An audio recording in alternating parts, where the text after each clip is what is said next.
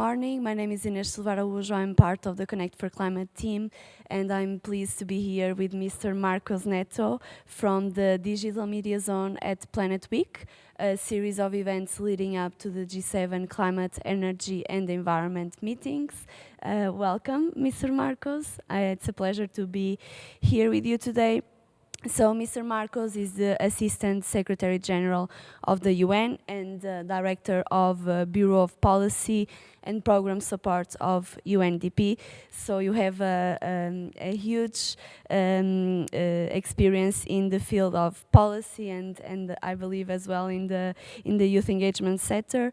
What does meaningful youth engagement in climate action look like for UNDP? Buongiorno, piacere Ines. For us at UNDP, engaging with the youth on climate, it's absolutely essential, right? In our own strategic plan, giving future generations the voice and the power to fight for their rights, it's fundamental. So for us, having initiatives that we co-lead with the government of Italy, Minister Gilberto Pichetto on Youth for Climate is very, very important because it's a way to first give the youth the chance to participate in their own countries on the policy-making process, right, to fight climate change, as well as give them a voice globally. But also to our partnership with the government of Italy allow us to find the innovation, the creativity of the youth. Because our Youth for Climate program, we actually create an opportunity to provide technical assistance and financial resources to youth-led organizations that can come back with ideas, with solutions that are youth-created for the youth.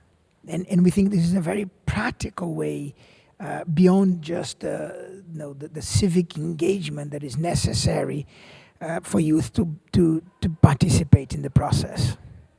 And we know it will take a lot of international collaboration, and also we need to save spaces in the decision-making places for young people to really share their ideas, their proposals. Let me give an example. We, as UNDP, we led the UN system in designing what is called the nationally determined contribution. Basically what the governments have to do for the Paris Agreement. Put every 5 years they target. We did that to the Glasgow COP. And we work with 85% of the developing countries. And in 94% of the processes of designing the policies, we generate very heavy youth engagement. What we've learned is the more youth engagement and engage in the development of policies, the more ambitious the climate targets of countries are. So it's clear to us that if we want, and we're going to do this again for COP30, that is going to happen in Brazil. We call this program the climate promise of UNDP to the world, and with our sister agencies of the UN. But it is important that we know that we need to get youth participating, and their participation will generate ambition policies that need to be presented in the COP in Brazil at the end of 2025.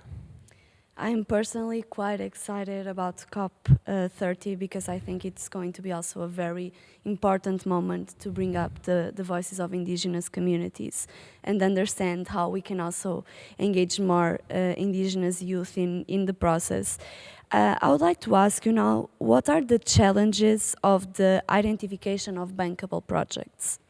So let me try to connect the two things. If you have strong policies, strong climate targets coming from governments, those are on the paper. So by the time we get to Belém, my hometown, by the way, I was born there, by the time you get to Belém with ambitions, 1.5 degrees Celsius aligned policies, now, those are on paper. The question is, will they be implemented? And that's where bankable projects become important.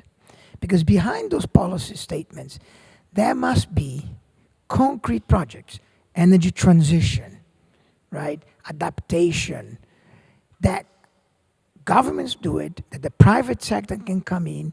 And this is why, once again, we are in partnership with the government of Italy, the Ministry of Environment and Energy Security, to try to support many countries, 8 countries in Africa, for example, to identify and design those projects that, one, have integrity. So those are projects that are able to deliver real emission reductions or real adaptation. 2, they are designed and able to generate a revenue. Therefore, they are able to attract concession finance and private capital. Right, so we work with the CDP, Cassa Depositi e Prestiti, right, to help deploy Italian Climate Fund to those bankable projects. So designing those projects with those characteristics are essential so the policies become real. And in the end, with the accountability and with the youth looking at our work and engaging in our work, we are able to not only write a plan that takes us to 1.5, but implement the plan and really stay within 1.5, because that is the #1 priority. Thank you so much. I think the emphasis on partnerships is really important, and I'm glad to hear that we are working with youth as real partners. I know that you have been recently in the EcoSoc forum in New York, and we know that there are many young people following the conversations coming out of Planet Week, and of course, now that the G7 meeting will actually start.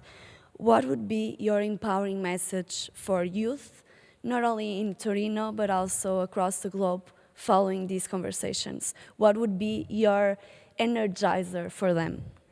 The world is in a mess sometimes. It feels that there are so many different things going on. My message to the youth in Torino, in the world, is don't get discouraged. Engage.